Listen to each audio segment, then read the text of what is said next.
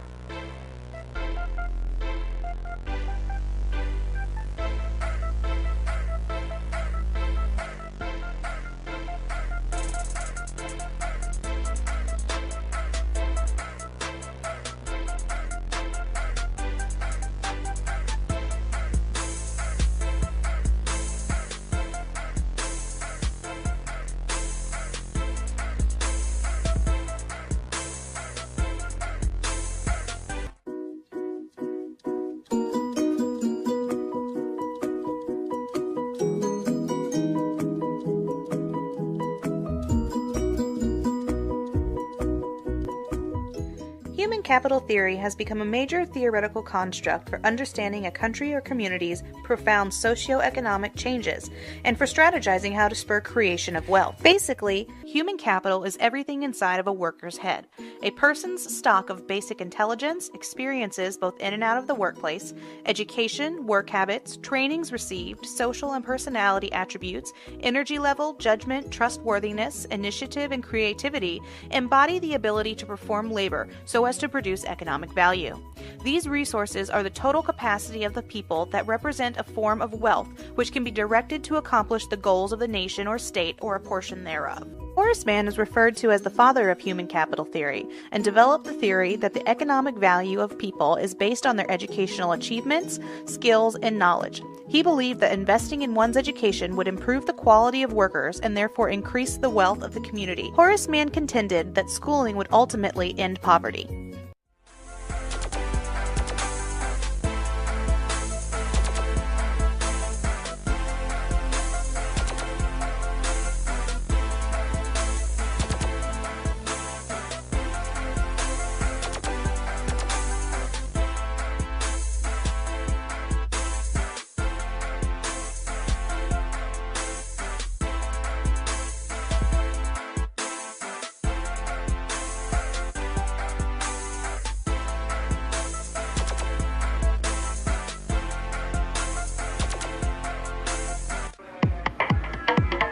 Tokyo, crowded subways and cluttered streets, fused with neon chaos. Business-like order and efficiency. Ancient traditions rubbing shoulders with the ultra-modern. With their wealth and independence, it's the youth of Tokyo who drive a lot of the economy. Often living with their parents, with a high income and few financial commitments, they prowl the streets poised to throw their paycheck at the latest fashion fad. Driven by its huge population and frenzied economy, Tokyo is constantly under construction. Few buildings are older than 25 years. The result is a cityscape that can feel like the set of a science fiction film.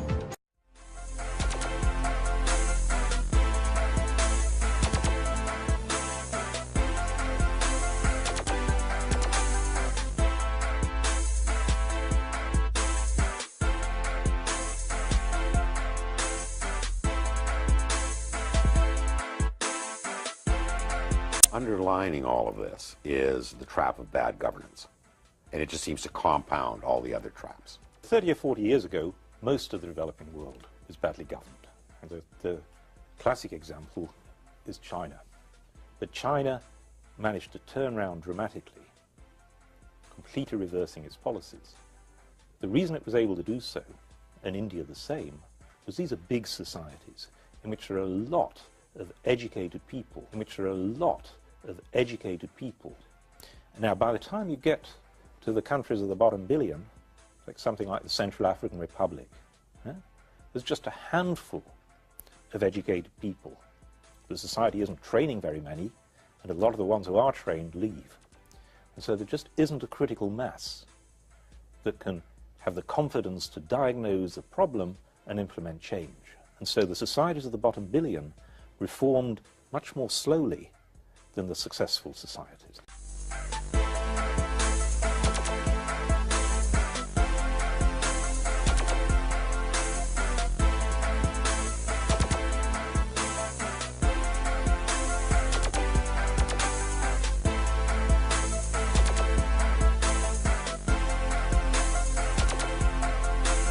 The Delta is an area of approximately 27,000 square miles in southern Nigeria, where the Niger River meets the Gulf of Guinea. And it's the source of the country's vast oil wealth. Nigeria as a government does not know how much crude oil is lifted in Nigeria today. Here, you're as likely to fill up your car from an illegal oil stand on a street corner as you are from a gas station. Nigeria is a big, huge country. Economically, it's a huge market. Nigeria is the 6th largest producer of crude oil and I think 3rd or 4th producer of natural gas. Nigeria exports millions of barrels of oil per day, and almost all of it comes from the Delta.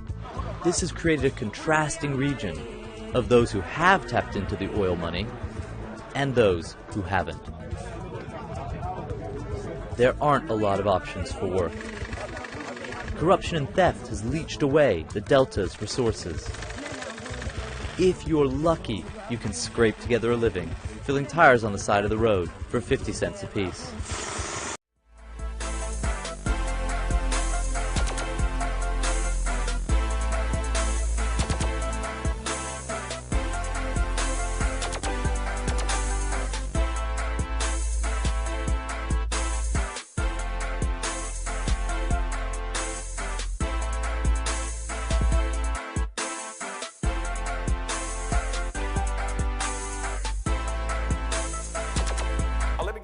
Let's take Detroit, Michigan, and the recent reports from the Pew Foundation and U.S. Census. They showed them pretty clearly that they ranked all the cities, urban cities in the United States. The 10 poorest cities ranked 3 months ago in the entire United States. The 10 poorest cities, the 10 most dangerous cities, with the highest home foreclosure rates, with the highest high school dropout rates, with the highest imprisonment rates. Guess what they were? Cities where black folk are the majority populations. Detroit led the list in every category. In a city that's 85 to 90% black, and Arabs own 90% of the businesses. In a city that's 85 to 90% black, and Arabs own 90% of the businesses.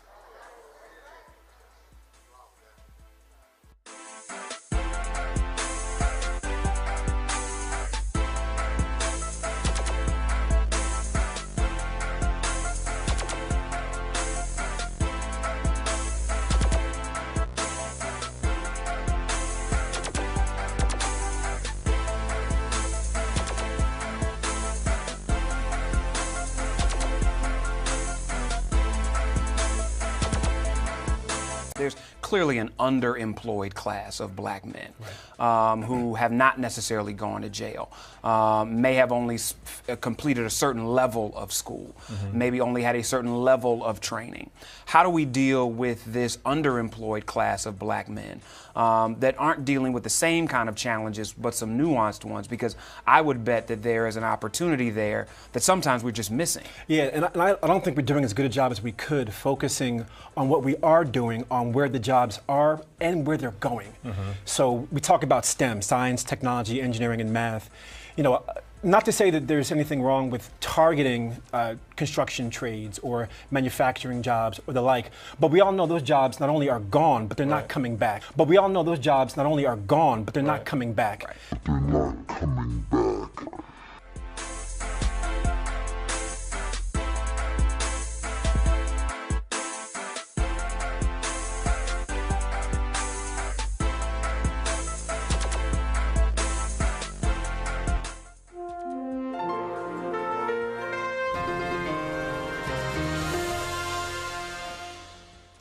According to the U.S. Census Bureau, there are an estimated 2.6 million black-owned businesses in the U.S. Roughly 10%, or 260,000, are construction firms. For the next few minutes, we'll discuss efforts to grow these businesses. When we talk about construction jobs specifically, though, what is it about that arena that's so attractive to people? Well, it's a job maker to begin with, and there's a lot of heritage from when we were slaves in the South. We did the construction for the South. We built the buildings, built the roads, and so now the great-grandchildren and great-great-grandchildren of those carpenters and such have the craft, and they put it to use.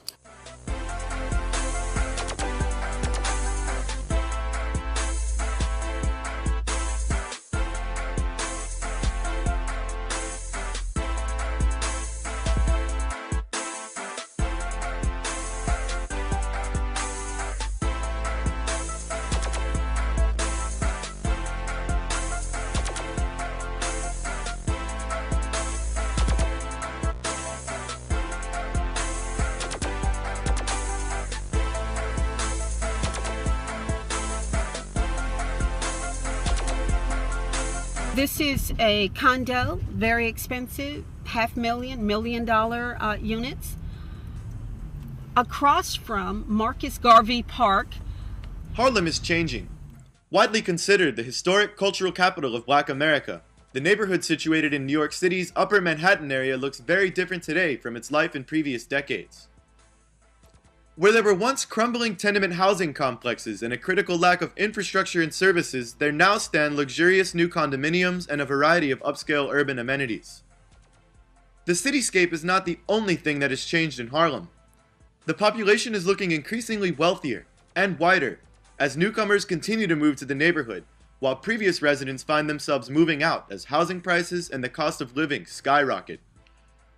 Harlem community activist Nellie Hester Bailey says the neighborhood's experience with gentrification raises important questions about who benefits most from urban economic revitalization. Well, when you redevelop houses, in any housing, of course it's good. The issue is why, and this is a standard reply of so many old-timers in Harlem, why is it that the development here was only worthwhile when whites moved in? Why didn't we see this? Why was this not done for us?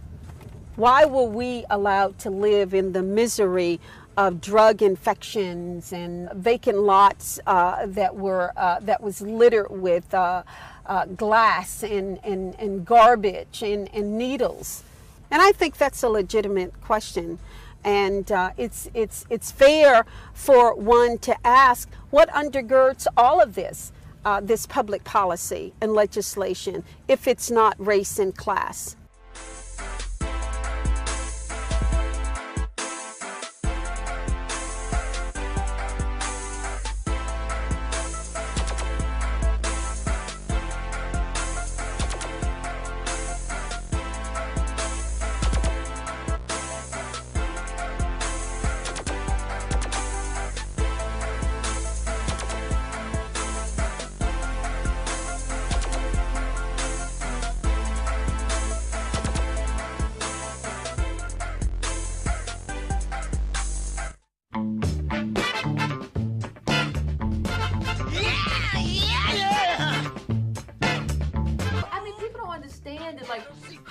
Money, like the budget, how many billions and trillions of dollars we have in a budget.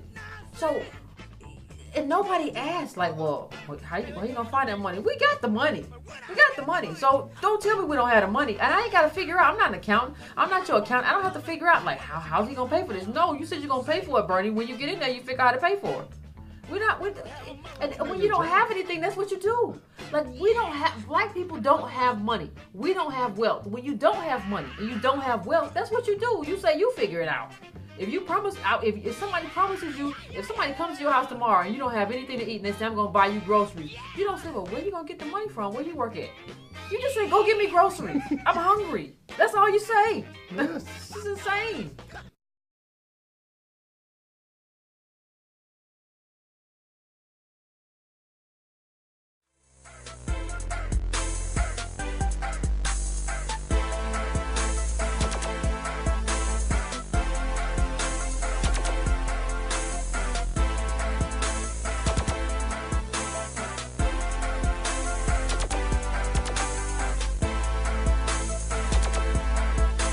most Americans think about when they think of Sweden? Music? The Muppets? Maybe. But I'd put my money on something else. The iconic Swedish model. Whenever they profile the Swedes, they always seem to be so happy and beautiful. Compared to most other nations, Sweden is a success story. But why is Sweden successful? Many credit Sweden's generous welfare state and progressive policies with creating a standard of living that is among the best in the world. Can the rest of the world learn from Sweden?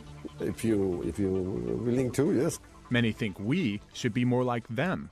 If an American would tell me that, the U.S. should be more like Sweden, I would say I don't think it's possible. Dr. Charlotta Stern is a sociologist at Stockholm University. The U.S. is a very diverse society, whereas Sweden is, or at least has been up to modern times, very homogeneous.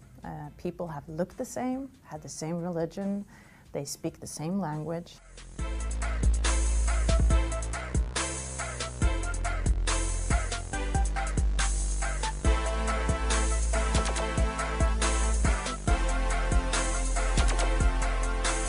Some people feel that Sweden grew rich because of social democracy or labor unions, but that's not the reason Sweden grew rich.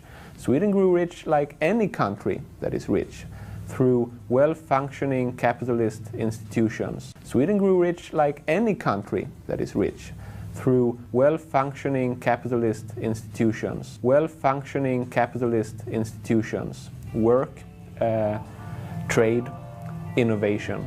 That, says Berg, is what transformed the poverty-stricken Sweden of the late 19th century into one of the world's richest nations.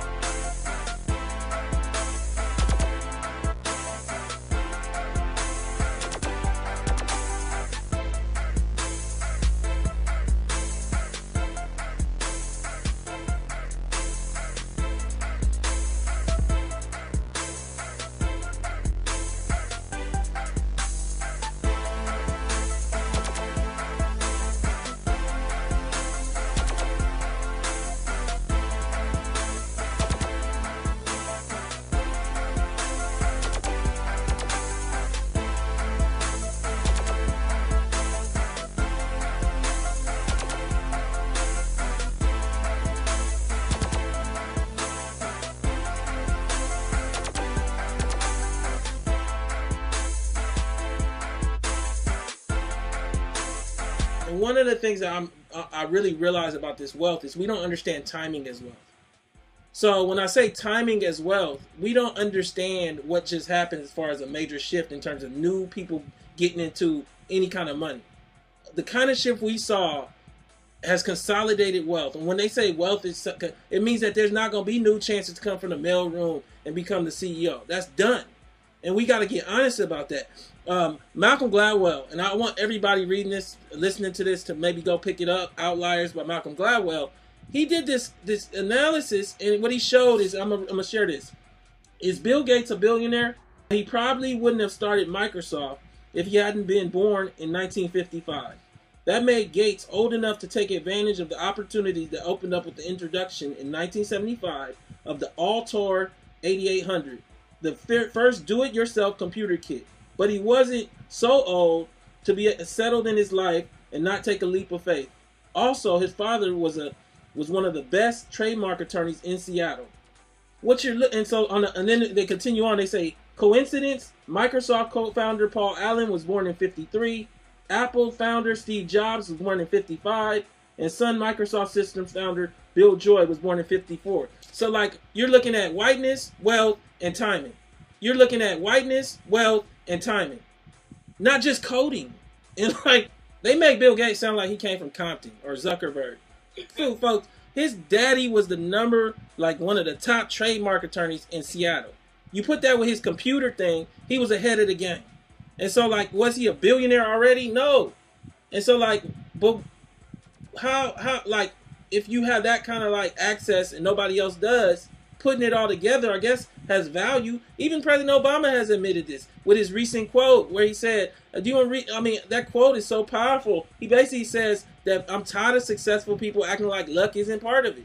And luck is a huge part of it. The thing that I would like to get through to black people is that stop thinking that your desire and your, to be great is bigger than the institutions and bigger than the structures that exist in this country. Like, these people are wealthy not because they were just go-getters. Or I see all this crap online about, here are 20 things you can do to be a rich person. He act like rich people.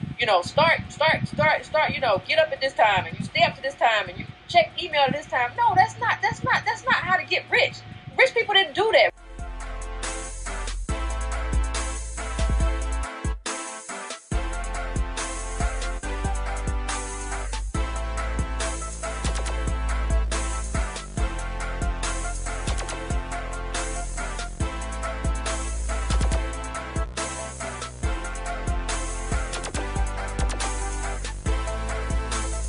That is what the book is about. The subtitle of the bell curve is Class Structure in America, Intelligence and Class Structure in American Life. And that paragraph you just read captures the essence of what Dick Herrnstein and I were trying to talk about. And that is that over the course of the 20th century, there was a gradual, almost invisible, but crucial change in the way that intelligence was linked with success.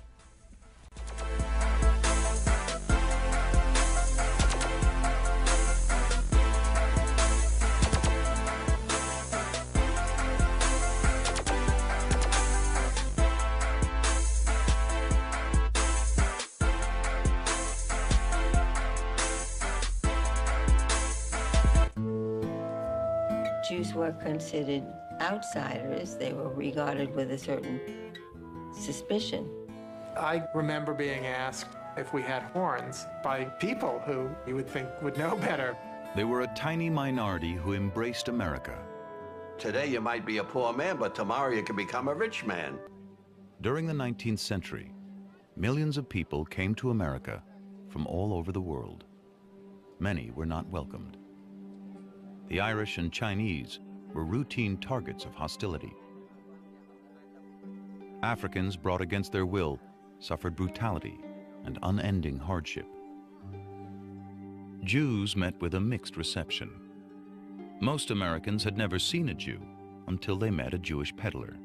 It's a story that's told in many versions, but mine is, what is the difference between a bookkeeper in New York's Garment District and a U.S. Supreme Court justice? One generation.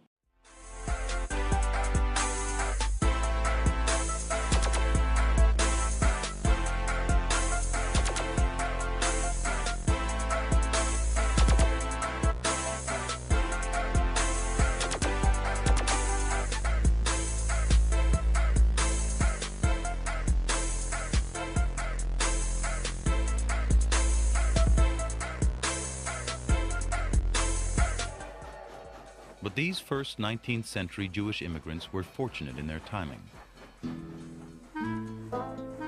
America was expanding, with new railroads and canals linking far-flung towns and markets together.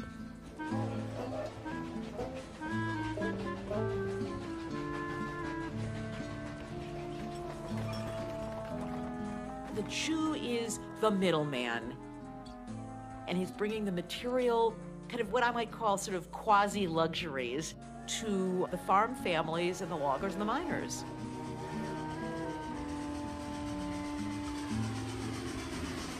As Americans headed west, Jews went with them, outfitting the western expansion, establishing communities in cities like Cincinnati, St. Louis, Chicago, Des Moines, San Francisco. Soon, there would be Jewish Americans in nearly every state of the Union. My grandfather first came and had a pack on his back. He got his pack from the Baltimore Bargain House, where for $40 you could get a pack. And you would walk, and then pretty soon, you know, you'd get enough money to buy a horse, and then things would get a little better, and you had a wagon, and then you could put more stuff on the wagon. My grandmother called them the rolling store man. What a beautiful phrase. And then soon, you know, they would open a store, and my family lived out this paradigm. as did many, many others. I call it the Harvard Business School of German Jews because for about 5 years, many of them peddled, and then they would stop and found a store. And the store often turned into other kinds of businesses. Now, my mother's family, the Lehmans, came from Bavaria, settled in Montgomery, Alabama, opened a store called Lehman Brothers, and ultimately took payment in cotton, and the Lehmans actually made their fortune for the next century in cotton. Meyer Guggenheim came from Switzerland and made millions mining silver and lead. Levi Strauss, a Bavarian immigrant, made his first fortune outfitting the miners during the gold rush. Then took out a patent for making riveted denim pants and made another fortune selling blue jeans.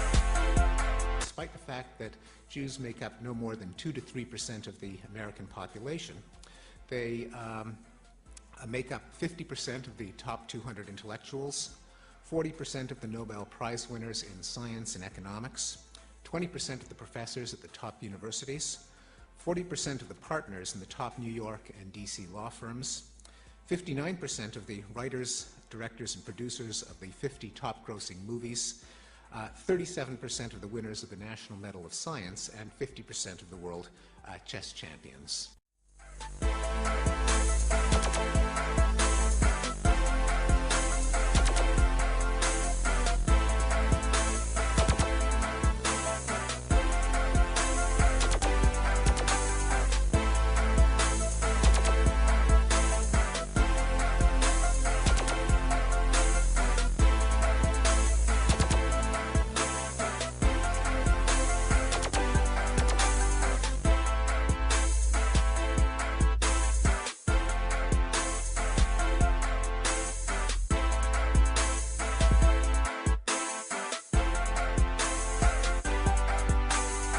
If they knew me, they would know that I'm not racist at all. Senator Marty Nolenberg from Troy is defending himself after comments he made during an education committee meeting in Lansing. And you mentioned why these schools fail, and you mentioned the economically disadvantaged, and the non-white population are contributors to that, and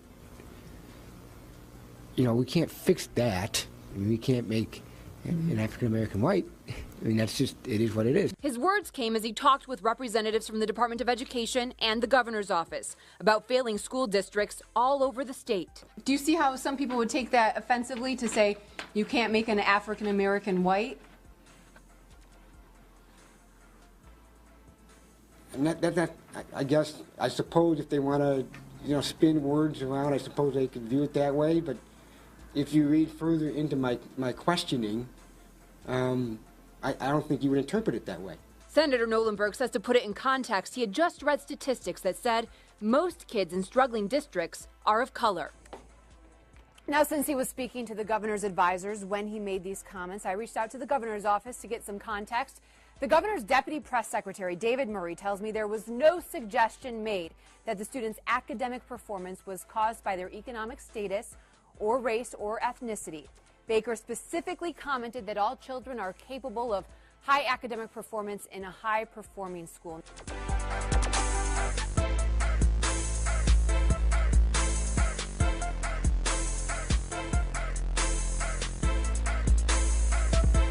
What really screws up a lot of the left's arguments are Asians.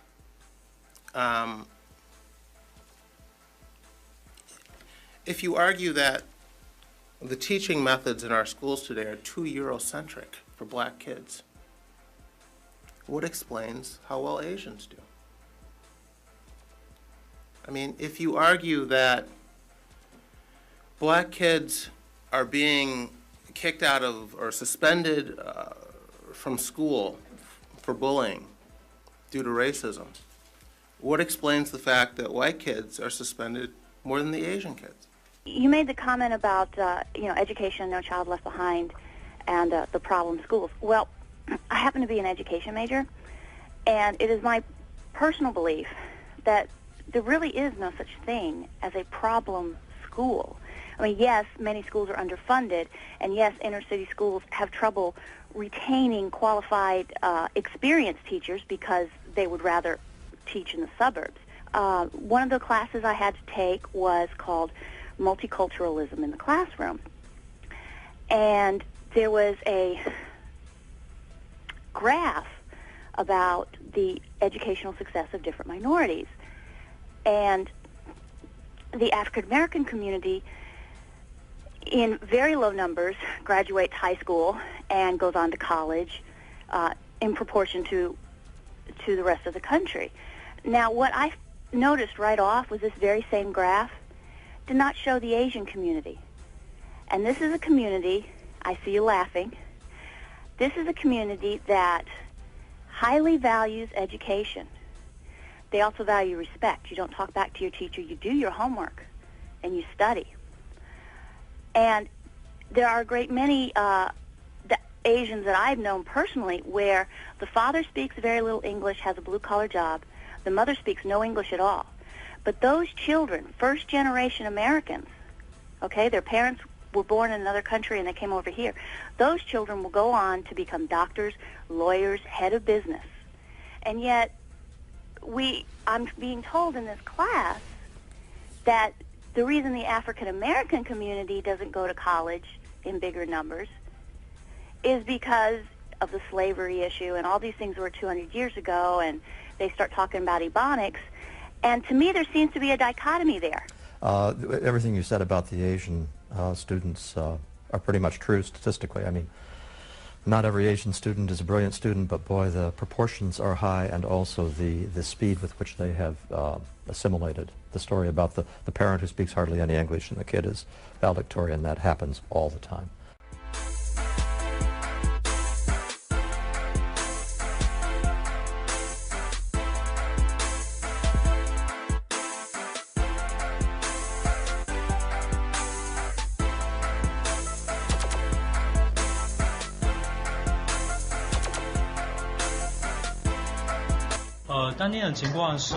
Through an interpreter, this South Philadelphia high school student says he was badly beaten and bruised when a gang of black students attacked him yesterday. Asian community leaders say as many as 30 students were targeted over a 2-day period. The attackers were allowed to run in the hallways during class time. They were searching class by class, looking for the Asian students they were looking for. School district officials say there were fights, but that's all they were, just fights. John Chen, executive director of the Chinatown Development Corporation, says out of 70 Asian students, only a fraction showed up for school today. Only 10 students showed up for school today because all the kids are terrified to be in that school at this point in time. They told police why they refused to go back to South Philadelphia High School. We are afraid to get attacked after school and inside school, in the bathroom, around the school, around the hallway in school. Investigators say 30 Asian American students at South Philadelphia High were assaulted last week by a group of African American students, 10 of whom they say have been suspended and sent to alternative schools. This week, as many as 50 students are boycotting classes because they claim the Philadelphia school district isn't taking the case seriously.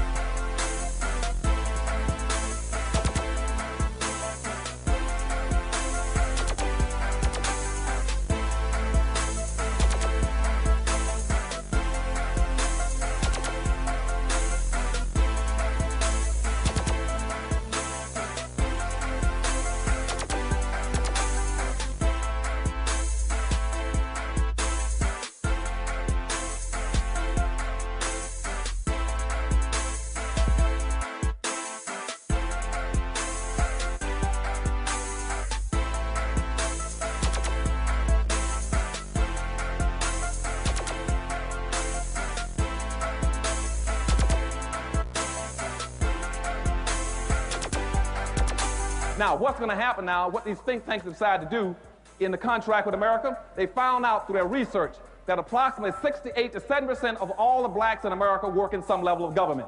This happened as a direct result of the civil rights movement. See, at the end of the civil rights movement, instead of moving against the problem to get more wealth and power for black folk, our civil rights organizations pushed us over and looking for jobs. And so all of our black folk then, over 50 to 60% of all the blacks that got jobs after the civil rights movement went into government. So 68 to 70% of all the blacks in America are working either in federal government, city government, state government, county government, libraries, and school systems. So when you hear white folks talking about downsizing government, what they're talking about are de-employing and disemploying black folk. Now, I just told you that 68 to 70% of all the black folk are working in government. 26 to 28% of the rest of the blacks are working in white corporations. And those white corporations are going to follow the government. They're going to downsize. You're going to see IBM cutting back, Apple Computers, and Meritech, Lucent Tech, now all of them are going to cut back. Only 2% of the blacks in America work in their own stores and their own business in their own communities. Only 2% that are not vulnerable. Only 2% of blacks are not vulnerable. The rest are vulnerable in America.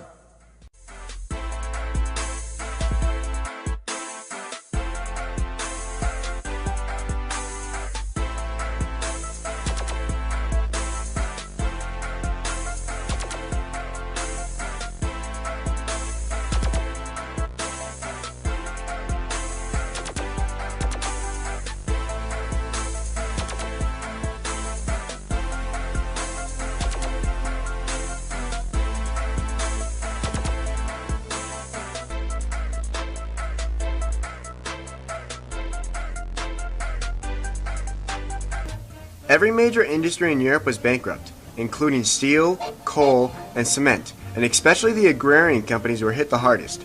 All were bankrupt, and because of American tariffs, the European markets were unable to compete. At the same time, one man was trying to help, Secretary of State George C. Marshall. He was the spokesman for a group of brilliant economists, financiers, and investment bankers trying to come up with a plan to save Europe, the Marshall Plan. The Marshall Plan was first implemented in the United Kingdom.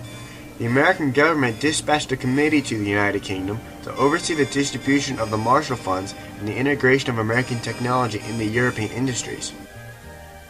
With the success in the United Kingdom, the Marshall Funds were transferred to France, Belgium, Holland, and the Scandinavian countries. The Technical Assistance Program, which allowed over 3,000 Europeans to make 6-month visits to various U.S. industries to learn new techniques. There was also a similar program in agriculture.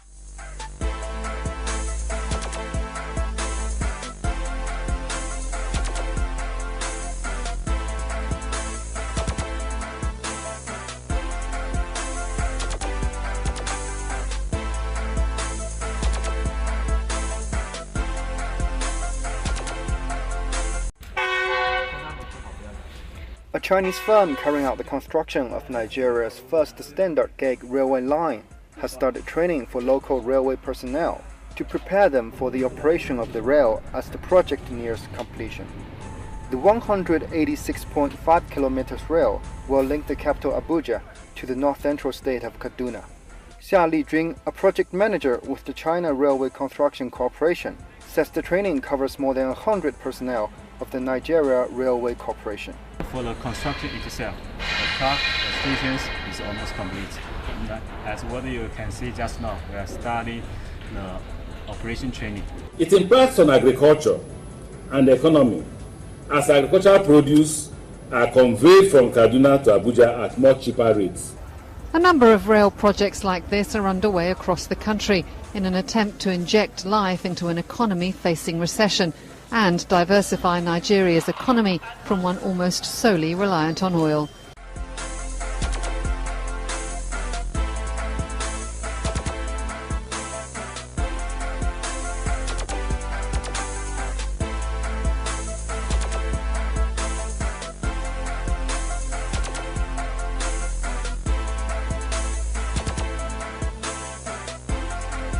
Watson is one of the co-discoverers of DNA. In fact, he was one of the people who discovered DNA structure, and of course that is a very important foundation of the scientific field.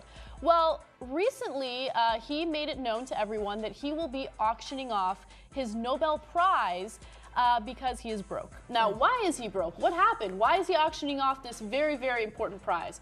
Well, it turns out that in the past, he made a few racist comments about black people, and now people refuse to hire him as a result.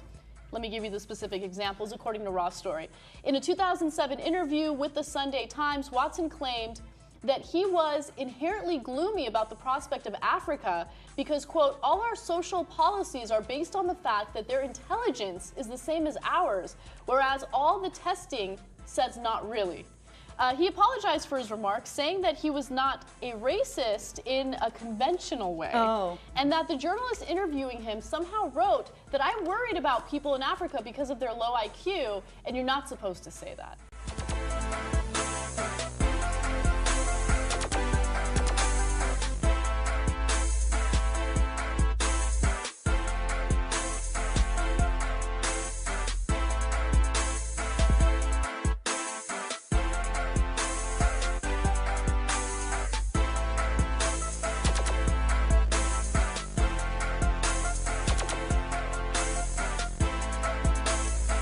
People didn't do that. Rich people pass down generational wealth. Look, you know. Even Bill Gates, even Bill Gates, when you look at that, like they done sold us like they make Bill Gates sound like he came from Compton or Zuckerberg. Folks, his daddy was one of the top trademark attorneys in Seattle. You put that with his computer thing, he was ahead of the game. Most black people are poor or in the working class. Like, that's poverty. You know, this is what happens when you don't have any inheritance. You don't have any inheritance. We don't have good schools. There was a study recently that showed most black people, you know, the majority of the black community go to failing schools. Okay? We don't have any inheritance. We have failing schools. There are no jobs. That means that we're a part of a permanent underclass.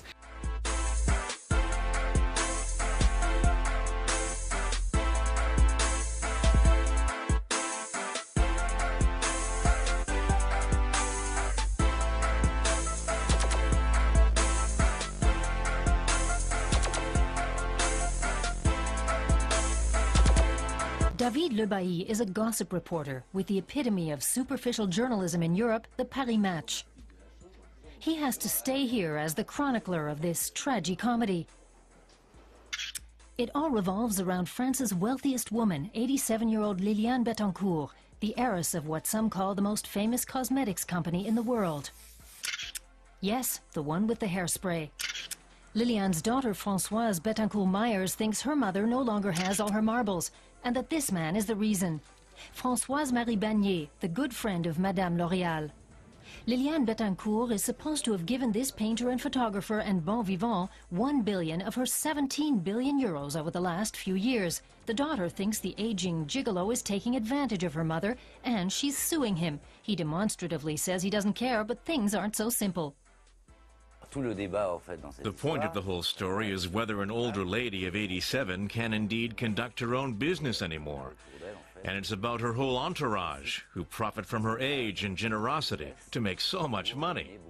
Toffs rely on primogeniture, inheritance by the firstborn son. But from time to time, the lottery of DNA has played havoc with the ideal of seamless transition. Casualties we have come across in this series include Jamie Blandford, heir to the largest palace in Britain. He crumpled at the prospect of his inheritance, took to crack aged just 25, and has only just got clean. Then there's Anthony Ashley Cooper, 10th Earl of Shaftesbury. He couldn't turn round his crumbling Dorset estate and took to drink. He fled to France, fell prey to an escort, Jamila Mbarak. A year later, the hapless Earl's body was discovered in a remote alpine ravine, murdered at his new wife's instruction.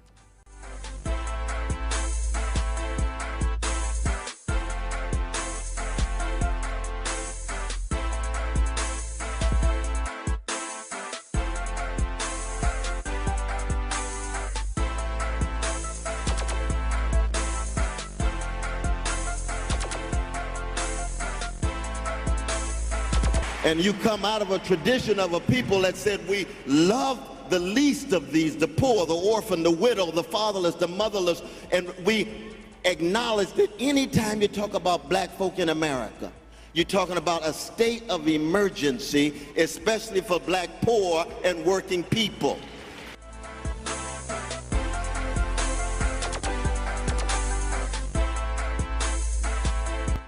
Poverty is a horizontal issue. I keep telling some of my civil rights leaders, stay away from poverty. You cannot eradicate poverty. Poverty is a fixed, it's a given. You're always going to have poor people. You're always going to have poor people. You're always going to have poor people. And people, you're going to have poor Greeks, poor Indians, poor Lithuanians, poor Hungarians. Quit trying to eradicate poverty and try to get as many black folk as you out and leave poverty alone. But they try to eradicate something that can't be eradicated.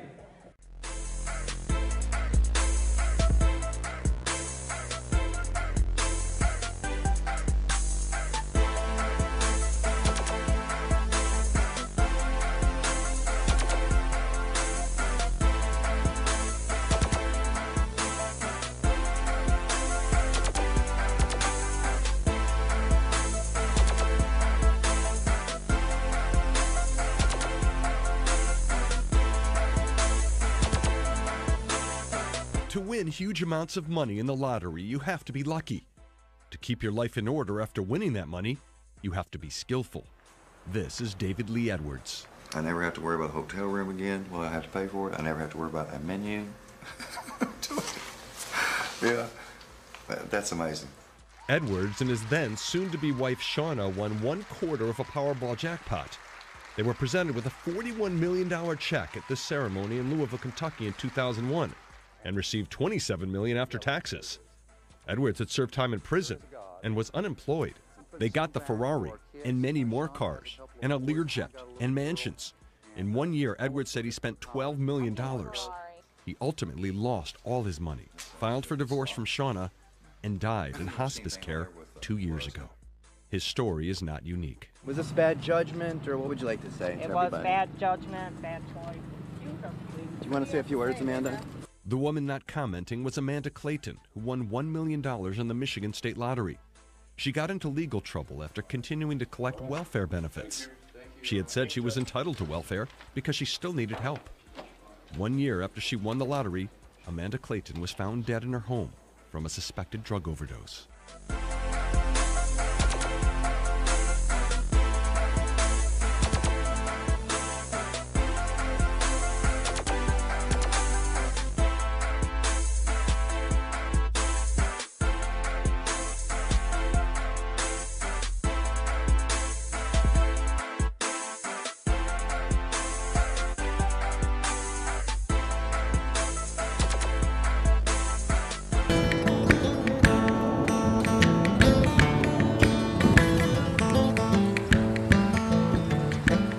How long have you been here? 19 years.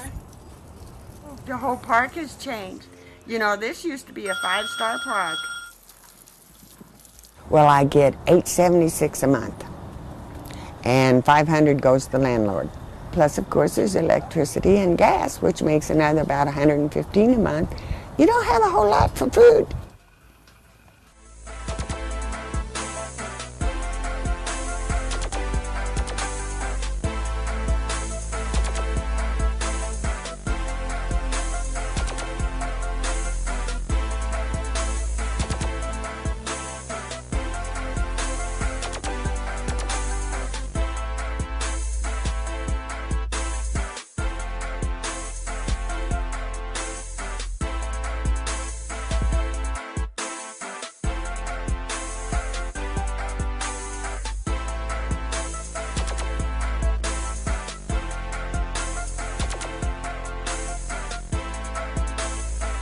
What really built the city of Detroit were the things that are the substance of a market system: entrepreneurship and incentive.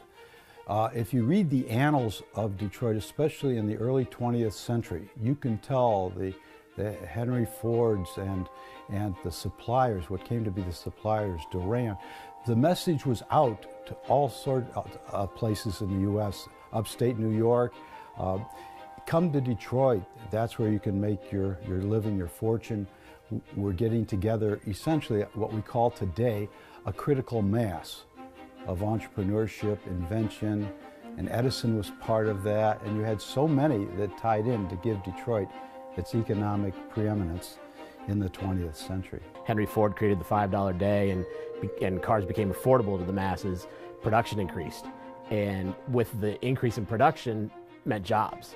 So you had people moving from all over the country to Detroit for the auto jobs, because it was much better for them to be in a city and to get a job which paid a steady wage than to be working in the field, which may or may not yield a good harvest some years. So people flocked to the city, and it became one of the biggest, most metropolitan communities in the United States, all because of the auto industry.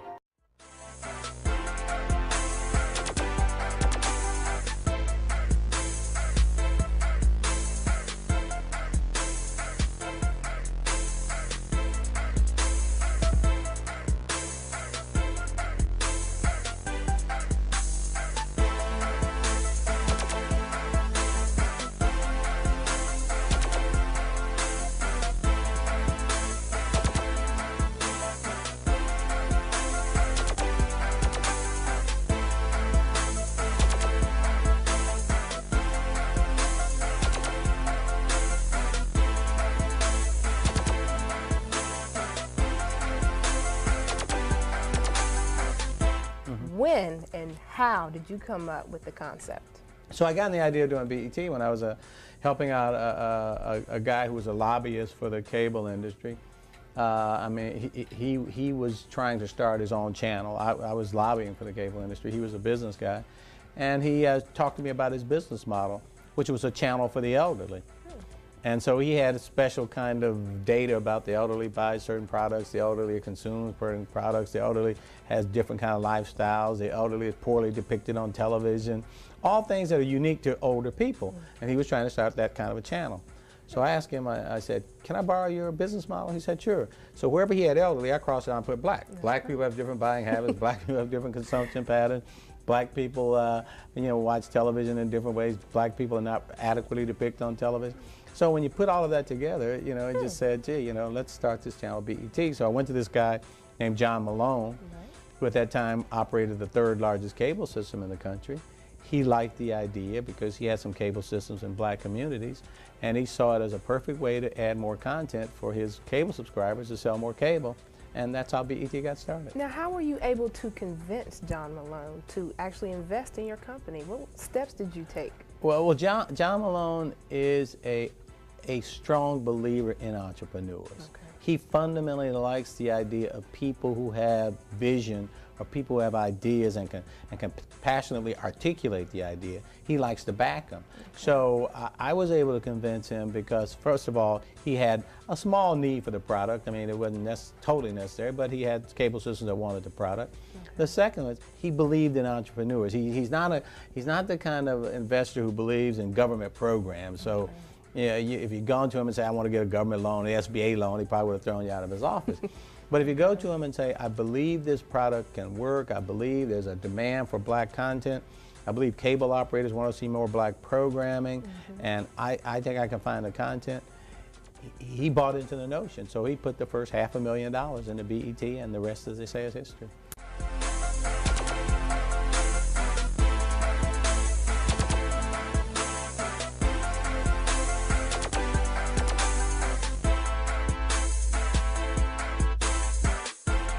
Welcome very, very, very much to this segment of the program where we're happy to welcome to the program Bob Johnson. Bob Johnson is the president of Black Entertainment Television. Bob, welcome very, very much to Conversations. Tell us, Black Entertainment Television, what's it about for the cable television audiences? Black Entertainment Television is the nation's first and only cable television satellite network distributing black programming on an advertising-supported basis to about 4.5 million cable households across the nation. Quality program. Quality black entertainment as we can find. The problem finding quality entertainment, black entertainment programming, is that a problem? I think it is a problem because, as you know, there's no production mill, if you will, turning out black programming simply because there's never been a distribution system for black programming because television has to have mass appeal programming, so you can't target it specifically to any particular group.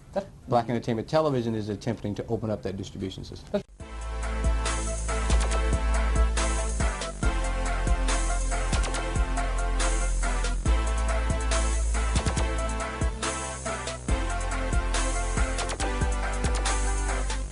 2 seconds away from switching to the redundant sense sequencer. T-minus 27 seconds. We have gone for redundant set sequencer start. T-minus 20 seconds and counting. T-minus 10, 9, 8, 7, 6, 5, 4. We've gone for main engine start. We have main engine start.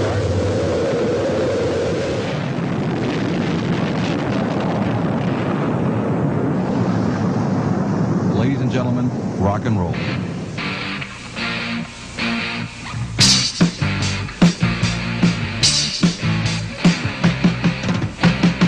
MTV Music Television. I'm Alan Hunter. I will be with you right after Mark. We'll be covering the latest in music news coast to coast here on MTV Music Television. I'm Martha Quinn. The music will continue non-stop on MTV Music Television, the newest component of your stereo system. I'll be with you right after Alan. Well, all right, I'm J.J. Jackson, and I'll be sitting in with the latest video music performances the way they were meant to be. That's in stereo on MTV Music Television. You'll never look at music the same way again. Hi, I'm Nina Blackwood, and I'll be with you after J.J. right here on MTV, the world's first video music channel, all day, all night, in stereo.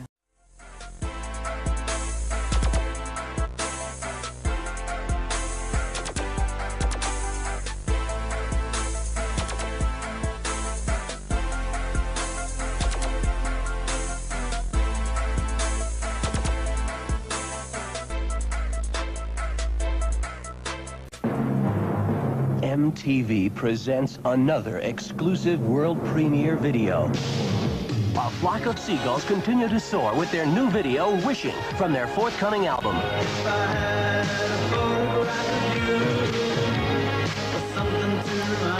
Don't wish for more flock of seagulls, just tune in. World premiere video music, Friday night, 10 o'clock Eastern, 7 o'clock Pacific, only on MTV Music Television. I'd like to ask you something. All right. It occurred to me, having watched MTV over the last few months, that it's a solid enterprise, and it's got a lot going for it. I'm just floored by the fact that there's so few black artists featured on it. Why is that? I think that we're trying to move in that direction. We want to play artists that seem to be doing music that fits into what we want to play for MTV. The company is thinking in terms of narrow casting. That's evident.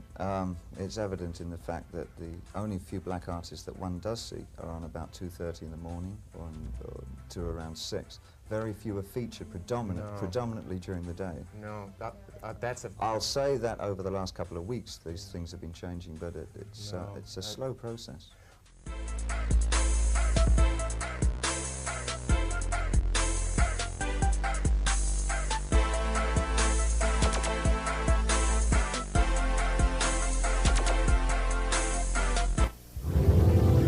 This is the Video Soul Star of the Week. Star of the Week is sponsored by Kentucky Fried Chicken. Kentucky Fried Chicken. We do chicken right. Prince and the Revolution on Video Soul from France with America. Hey, don't go away. The King of Soul is next. He's in America, too, living in America, as well as information about tomorrow's Video Soul. We'll be right back. More of the 20 hottest videos of the week when Video Soul returns.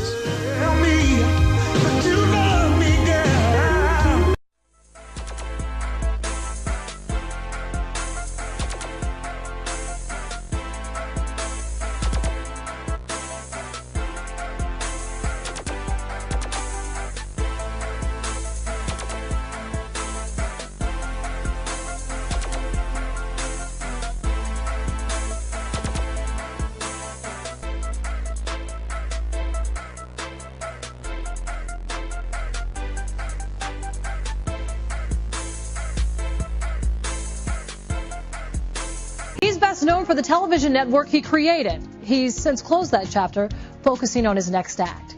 Robert Johnson recently sat down with Ed Gordon, the host of our sister show, Our World with Black Enterprise. Robert Johnson is our power player. He's known as a business visionary, building his fortune and savvy reputation as the owner of Black Entertainment Television. After the sale of the successful cable network in 2000, Bob Johnson became America's first black billionaire. Now his empire is made up of hotels, a pro sports franchise, and a bank.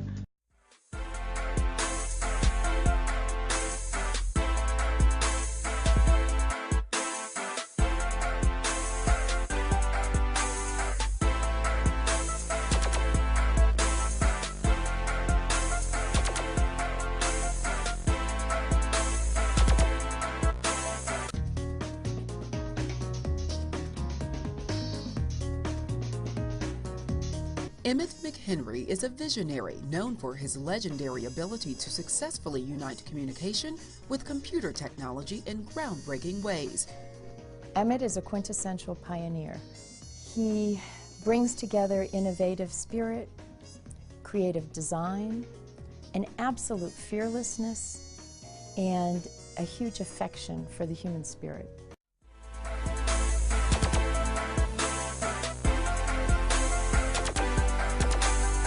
Emmett's own career spans the array, from corporate America to military service, academia to entrepreneur. Emmett is often on the leading edge of advancing computer technologies, which makes his insights and involvement in startup companies like the software innovator Semantic Labs a true value in a competitive economy. He's, out in the community, talking about technology. He's being a good role model, and he's been one of the forefounders as far as technology is concerned in the United States.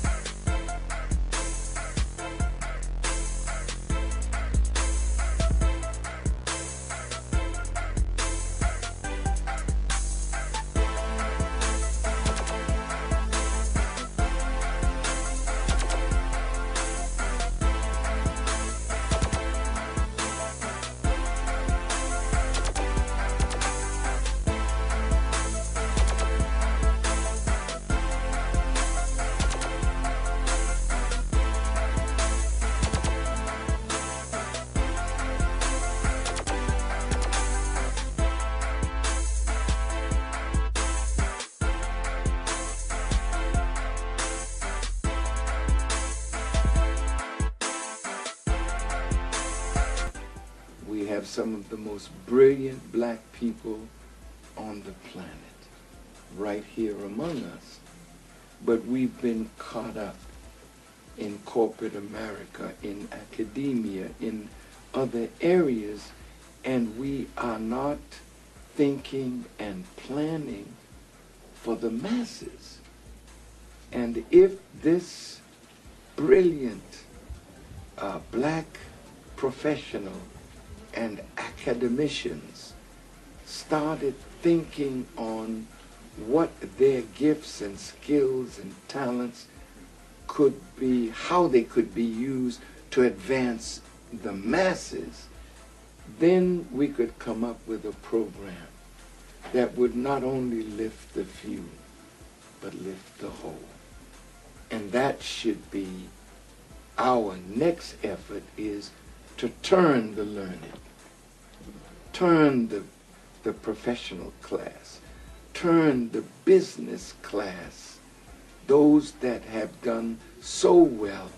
Now can we come up with a program that will put black men to work? Can we come up with a program that instead of drugs and guns being in the community, but we who have been blessed in some way to move ahead in the society can turn our effort toward lifting the little man in the hood. And if we do that, then we can reverse the horror of what we presently see.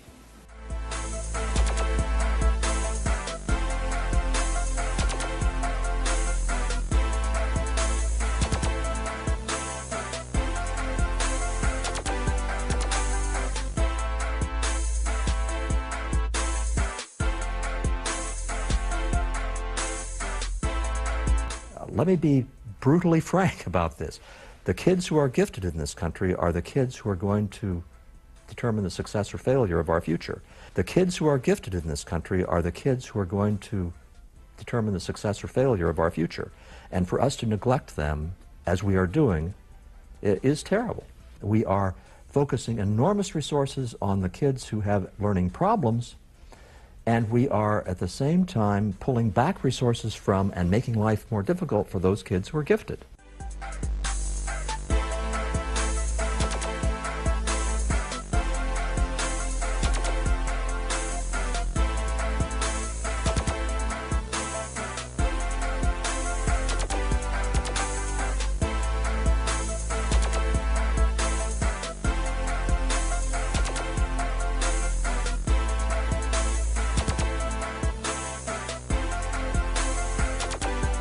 We, as African Americans, are great consumers. We're the best consumers on the face of this planet. We tweet, we Instagram like nobody's business.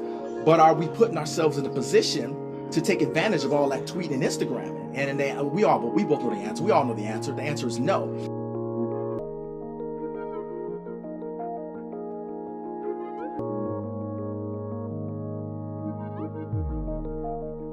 I've worked at different places, like I mentioned, in the past, Google, Yahoo, Netscape, places like those, and it's a lot of Caucasian Americans, very few African Americans besides the folks that are cooking the food, guarding the doors, and mopping the floors, unfortunately, and a lot of Asians and Indians.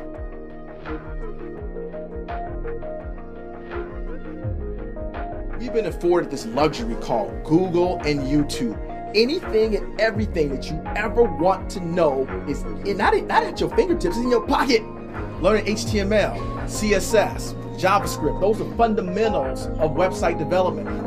Take on a little freelance job, throw a little ad on Craigslist, say, hey, you know what? I'll do a little website for you for $500, right? Do a little website. You know how long it takes, how many burgers you gotta flip to make $500? It's gonna take you a few weeks to make $500. You can knock that out in about 4 days for a talented web developer. You know what I'm saying? So that's the beginnings of what you can do if you have that skill set. The problems out there are real, but the solutions are even realer. And I push back and I don't make apologies for the way I feel, because we as black folk need to open our eyes up, recognize the opportunity, and seize them damn opportunities. When keep the damn excuses, leave them damn excuses for somebody else. Seriously.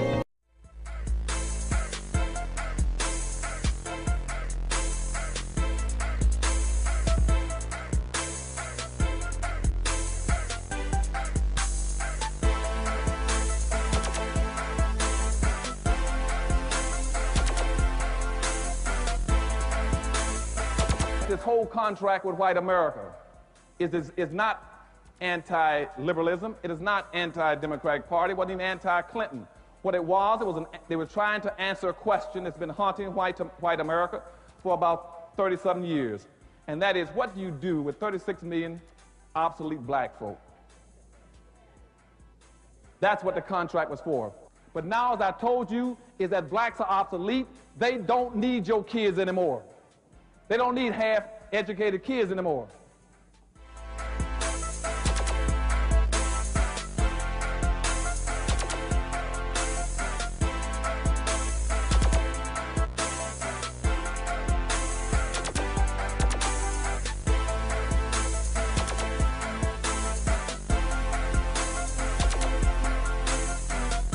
The third thing that's going to hurt us and push us into this underclass structure is technology. You got blacks running all over the country telling black folks, some people, well, what we're going to do, we can overcome racism, we get involved in technology. Won't happen. Technology has never been a friend, an ally of black folk. It has always been our worst enemy. Why has it been? Because you see, racism has always kept us in our place. And technology has always come along and run over that place. That's why technology has always been our enemy. See, when you keep a black man as the porter, then all of a sudden you come along with a floor sander, he's gone. You keep him as the elevator operator and you put a computer in the elevator. You keep him as the dishwasher and you get an automatic dishwasher. You all understand what I'm telling you? So when black people come to you telling you, well, you get technology, no. You said, no. What we have to do is to get behind technology so to stop running over us. And that's why right now in Washington, D.C., the Office of Technology's last report says that the people going to be hurt most by technology are going to be black folk. And a fellow named Jeremy Rifkin has a book out called The End of Work. And he is the director of the National Economic Trends for Washington, D.C. and nationally. He's the guy to put out these trends. He put a book out. And his book, Chapter 5, talks about what technology is going to do to people. And he uses black folk as an example. And I went and sat down and talked with him. And what he says to Dr. Anderson, he said, my publishers tried to make me take that chapter out of the book.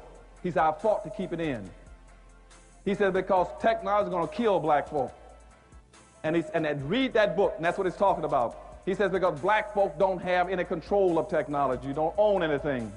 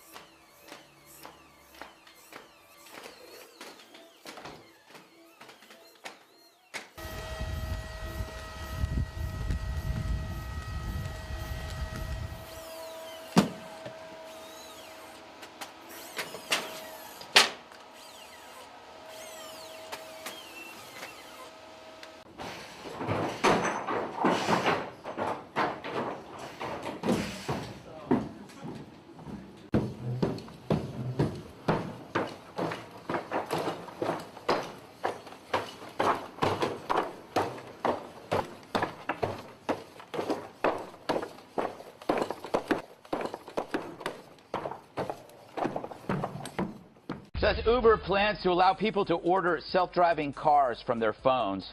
Ford now says it will have a fully driverless sedan ready to roll in just 5 years.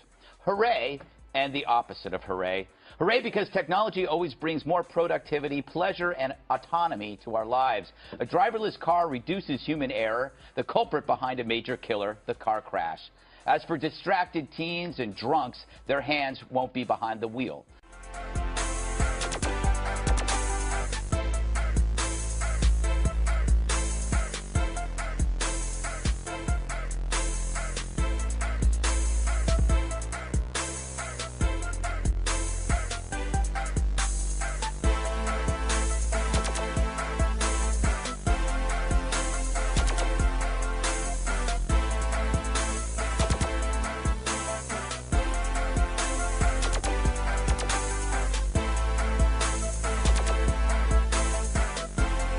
This book is packed with all kinds of interesting information that I had never heard before. This really jumped out at me. You talk about the grotesque, really, disparity between black and white unemployment rates. The black unemployment rate is much higher than the white unemployment rate, but you say that wasn't always the case.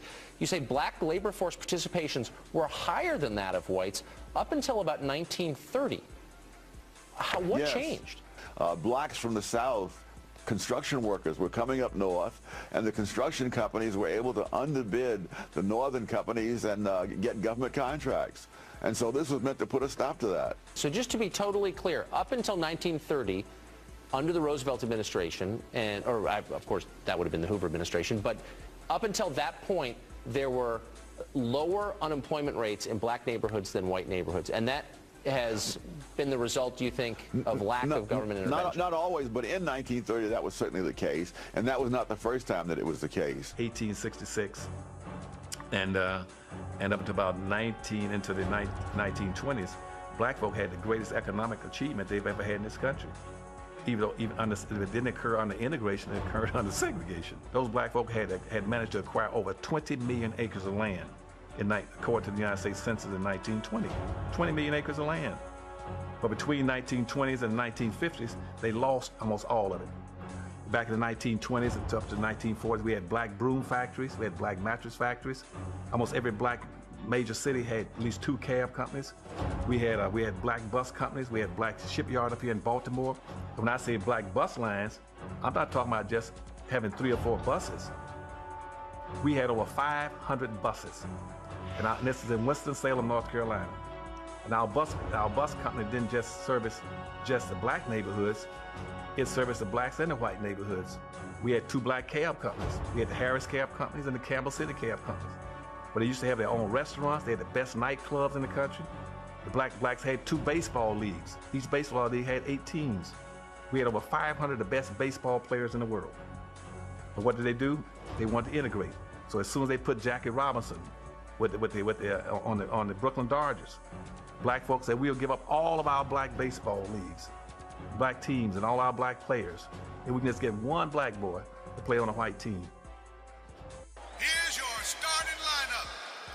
Leading off at right field, Leon Day. Oddly enough, it was the black press that pushed for a more formalized, structured baseball operation.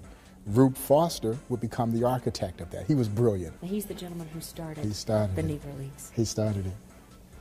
Yeah, this is Rube Foster, without question, the greatest baseball mind this game has ever seen. He was also a very rich man. When Rube Foster started the Negro Leagues in 1920, over 400,000 black folks went to those games. So this was a very thriving baseball enterprise. Well, it broke up the Negro League in about, let's see, they got him in 46. He got called up to the majors in 47. And 56, there was no more Negro League. The barbershop has always been a staple in black life and one of the few black-owned businesses that survived losing the Negro Leagues. Because if there's a bittersweet aspect to the overall story, it lies in the fact that you can directly parallel the rise and fall of the Negro Leagues with the rise and fall of black economy. You can directly parallel the rise and fall of the Negro Leagues with the rise and fall of black economy in this country. And to a large extent, black economy never recovered from losing the Negro Leagues. I believe that with $750 billion coming through our hands, if we summon our economists, our bankers, our entrepreneurs, our economic thinkers, we can come up with a plan to create jobs and keep some of that money revolving in our community more than 1 time, 2 times, 3 times, 4 times.